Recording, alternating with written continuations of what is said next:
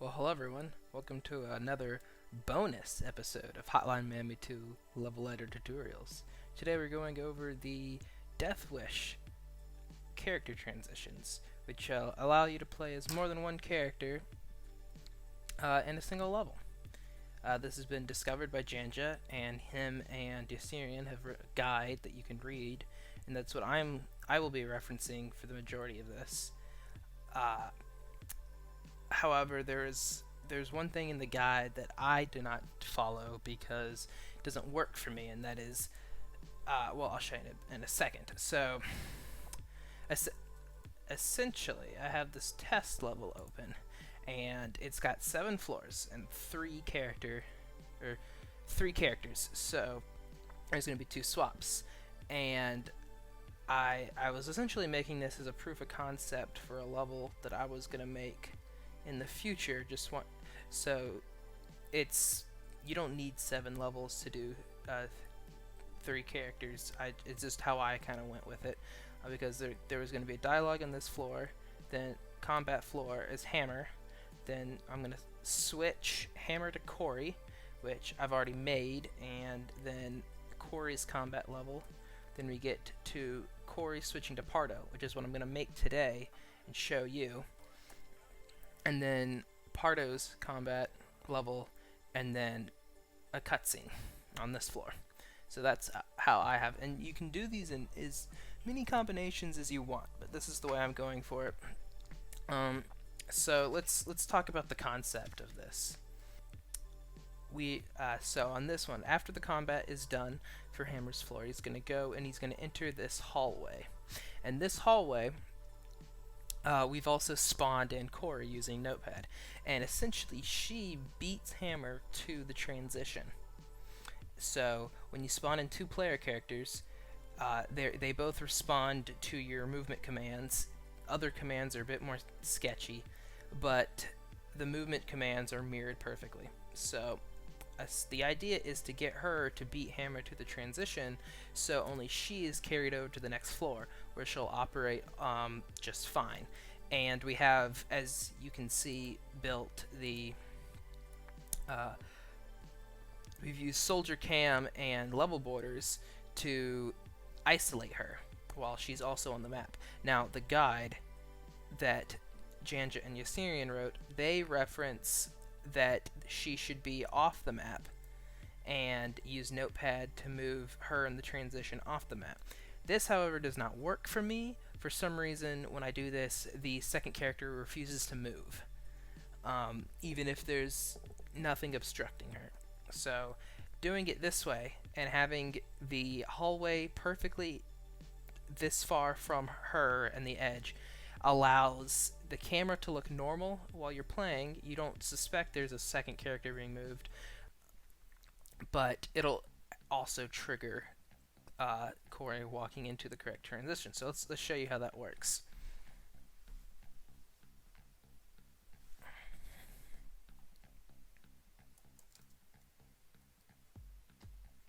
Alright, and I don't know why there's so many corners right now. This is annoying me.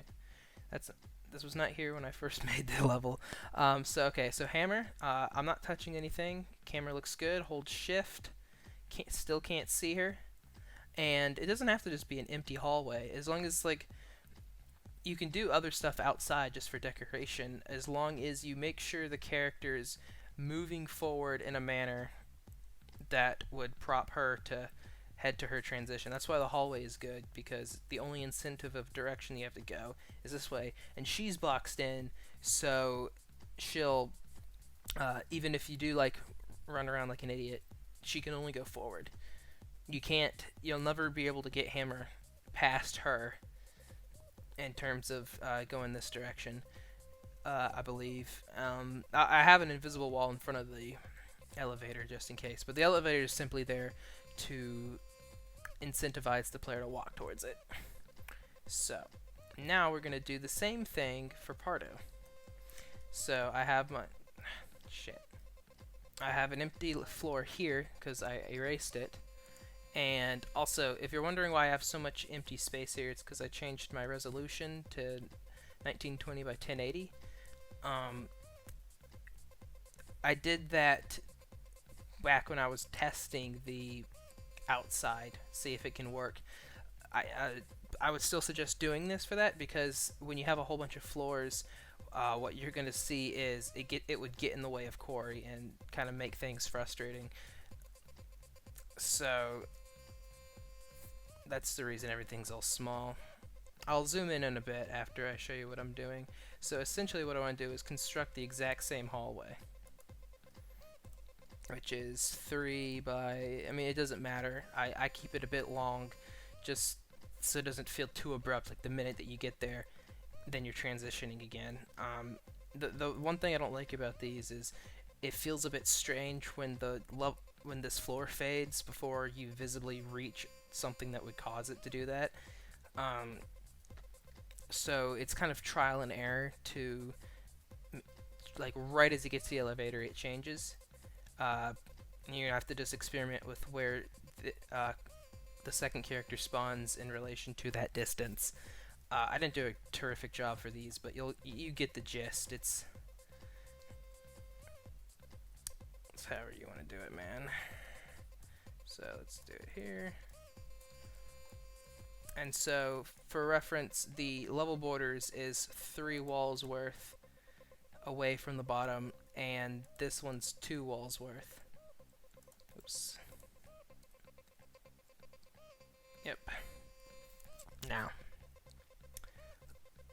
first thing you're going to want to do is create a floor transition for the character you're currently playing as. So Corey, and I've already made this, so I'm just going to do it again, is going to walk to floor 5, and you're going to want to make sure she goes into the hallway, kind of in the center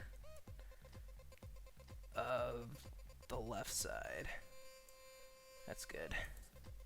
Okay, so now she's stuck in there, and she only has to go to the elevator. So I'm going to put that here. Does not matter where it leads because she'll never get there. And then yeah, there you go. But just to be safe, put an invisible wall there. Because even if your one character is running into a wall, if the second character doesn't have anything obstructing it, it'll keep going forward. Even the other character is just continuously kicking a wall. Now, we are going to spawn in Pardo. So first you want to, whatever your placeholder object of choice is, whoops. For some reason it does this when I hit the middle mouse button, my bad. I'm not going to worry about it, because we got to save and quit anyways. Okay. Great. So I'm going to find this level, which I've named Test 2. We don't talk about Test 1. And open up the Notepad file for, it's the 5th floor, so level 4, because the level 0 is technically level 1. And we are going to find our elevator chair, which is 3464 and 2026. And since there's hardly anything on that floor, I can just eyeball it. But if you've already got a whole bunch of stuff there, Control F, and you find it. There. So I'm going to replace it with Pardo's. Hold on. There you go. Make sure it's green highlighted. I'm gonna replace it with Pardo's sprites, which is 1243. Replace, and then I'm going to change his behavior 763. Save that. So now, when we open it up,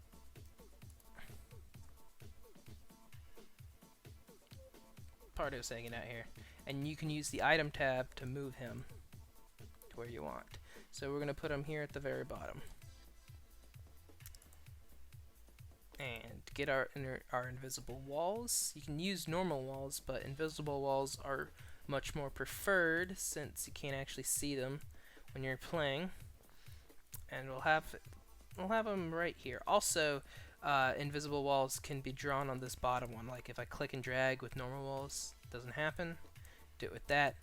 Also, that's how they did it outside in the guide. How they tell you to create it outside is the invisible walls can be drawn out there. Get rid of that.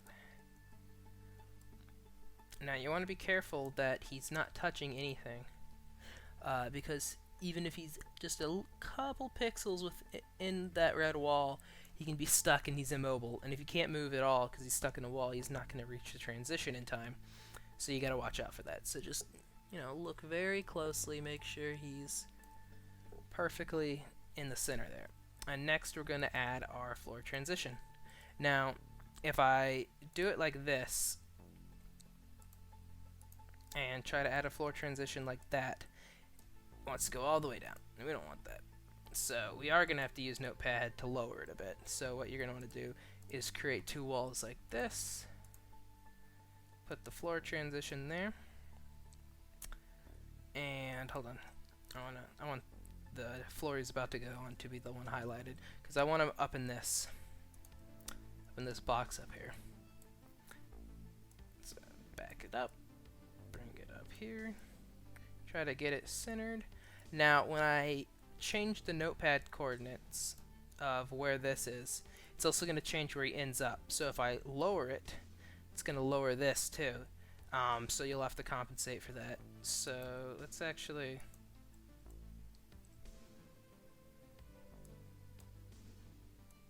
So this is one of the most complicated things in the editor to do right now, so it's obviously going to take some trial and error.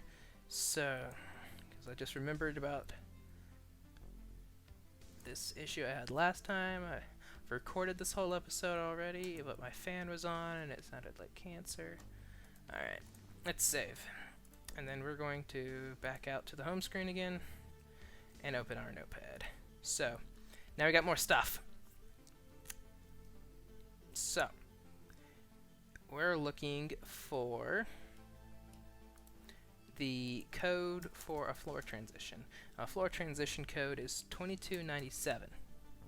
Gonna find that, and you found it. And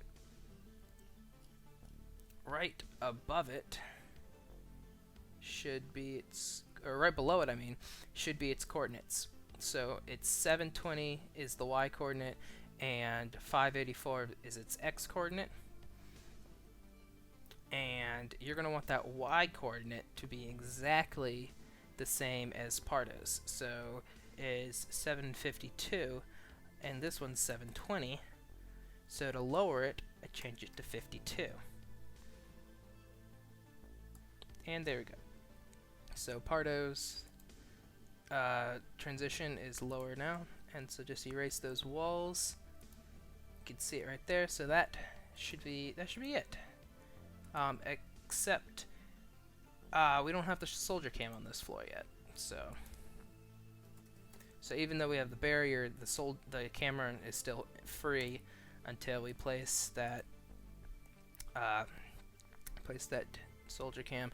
Also, the reason that I want him this low, he could be up here right there, and you wouldn't have to go through this Notepad little headache of lowering it, but you can sort of see the player halo. If you that little shimmer of light that's always around the player, both characters have it, and you can see it from the edge. And if that doesn't bother you, fine, less work. But I personally, it annoys me. So that's how you get rid of it. Save it one more time. Now, obviously, if you know what you're doing, you don't have to go back in, go back out, go back in, go back out of the game and keep edit. You can just do it all at one time, but I'm going slowly for y'all. So let's find our... Now, there's a mess of stuff. Let's type in 3464. There you are. And Soldier Cam, it's an effect, so its sprite is -1, and its behavior is 1182. Save that. Also, remember, as the guide details, the characters with multiple playstyles, sometimes there's a glitch that'll choose it at random. So like characters like Jacket, Jake, and the Sun, kind of inviable for this unless you want it to be. There we go. And now we have Pardo, fully playable Pardo, doing his Pardo things. And then he goes to this floor. That's how my level will end, but hopefully much bigger. Sometimes it does this. This is more of a resolution issue. Don't worry about that. So, I hope this helped. Kind of explain things. So ask some questions in the comments. It's definitely going to take you trial and error. I've been at this all day trying to figure it out. Now that I've finally got it like together, working, I immediately made a video because I promised I would. The issue I was having last time is the camera would not listen to me. It really wanted to stretch it and keep both characters in the frame, even if the character was off screen.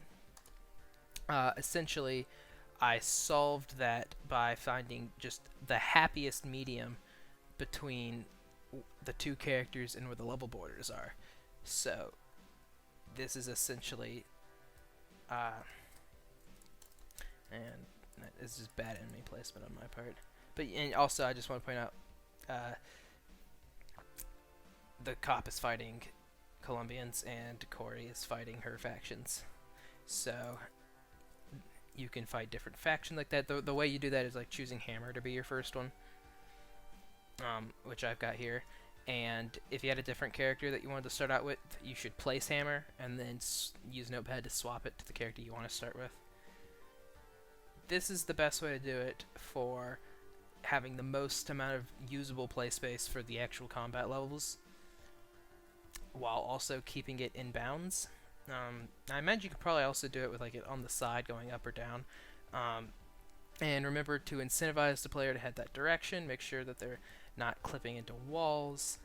And you don't actually have to make it a hallway in terms of like the only thing on that floor is a hallway. Like as long as the structure's intelligent, you can put whatever you want in the playable field, as long as it's not screwing with your character. So yeah, hope that helps. Hope we see more of these in the future, because there's only one. Thank you, Janja and Yassirian, for solving this. And yeah, see you guys later.